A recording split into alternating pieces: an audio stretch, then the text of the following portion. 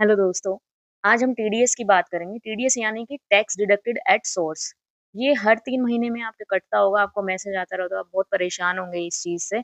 इसमें मैं आपको कुछ रूल्स बता देती हूँ, जो बेसिक हमारी जनता है उनको पता नहीं है, तो मैं फटाफट से कुछ चीज़ें बता देती हूँ आपको। जितने भी सेविंग अकाउंट्स हैं आपके, उसमें 40,000 से ज़्यादा अगर इंटरेस्ट बनता है आपका, कैलकुलेट टोटल करने के बाद 40,000।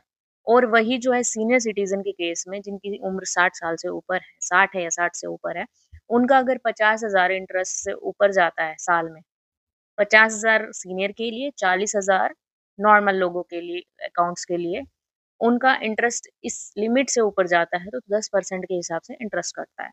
अभी फॉर एग्ज़ाम्पल मैं ले लेती हूँ कि 40,000 लिमिट है एक नॉर्मल की, उसका मान लो साल में 50,000 रुपए इंटरेस्ट बनता है। क्रेडिट आता है, हर क्वार्टर में आता है अकाउंट में, सारा टोटल मिला के 50,000 बन गया उसका। तो वो जो डिफरेंट है कि लिमिट थी 40,000 लेकिन 50,000 इंटरेस्ट आया, तो 10,000 के ऊपर ही टैक्स कटेगा। 40,000 से 50,000 यानी कि 10,000 एक्स्ट्रा आया, उसको जो एक्स्ट्रा आया है ना, जो डिफरेंशियल है, उसपे 10% के हिसाब से कटेगा, यानी कि 1,000 रुपए टीडीएस कटेगा उसका पूरे फाइनेंशियल ईयर में, ठीक है? अप्रैल से मार्च में। अब दूसरी बात ये है इसमें कि इस चीज़ को आप किसी मान लीजिए आपकी इनकम जो है टैक्सेबल लिमिट यानी कि जो हम आईटीआर फाइल करेंगे वो टैक्सेबल जो लिमिट होती है, उसमें उस लिमिट के अंदर है आपकी इनकम साल की, तो आप 15G भर सकते हो। सीनियर सिटीज़न के केस में 15H भर सकते हो। उससे आपका जो टीडीएस साल में है वो नहीं कटेगा। मान लीजिए टीडीएस कट जाता है, ठीक है? टैक्स कट जाता है यानी कि नॉर्मल भाषा में टैक्स कट रहा है मेरा, तो वो आईटीआर में आप क्लेम कर सकते हो अगर आपकी टैक्सेबल लिमिट अंडर में आ जाती है, ठीक है? सॉर्टेड? तो आप रिफंड भी ले सकते हो उसको आईटीआर फाइल करने के दौरान। अब ये बात है कि टीडीएस कब-कब कटता है? देखो जब-जब क्रेडिट आएगा खाते में, इंटरेस्ट क्रेडिट आएगा। इंटरेस्ट जब-जब आएगा खाते में हर क्वार्टर के बाद आता है जो कि यूजुअली हमें पता है। तो तब-तब वो जैसे ही क्रेडिट आएगा वैसे ही टीडीएस भी काट लेगा अपनी कैलकुलेशन के हिसाब से। वो सिस्टम अपने आप करता है। मैनुअली नहीं होता एक तो ये काम। तो ठीक है? तो बैंक में जाके साहब के पास जाकर गुस्सा नहीं करना, ठीक है? अगर आपको लगता है कुछ गड़बड़ है तो आप सीधा जाके बात कर सकते हैं। ऐसी कोई चीज़ नहीं है, ठीक है?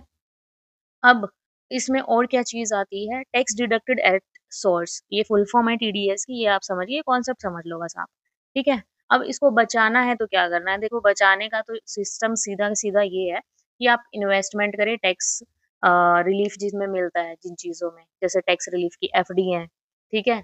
5 इयर्स की एफडी होती है, 1.5 लाख की आप मैक्सिमम बनवा सकते हो उसको और टैक्स बचा सकते हो पीपीएफ में इन्वेस्ट करके। एटीसी के अंदर बहुत सारी चीज़ें आती है, सेक्शन एटीसी जो आईटीआर में जिसका थोड़ा बहुत भी नॉलेज है, देखो आम पब्लिक को नहीं होता है और आम पब्लिक भर भी नहीं पाती है, वो सीओ को देती है।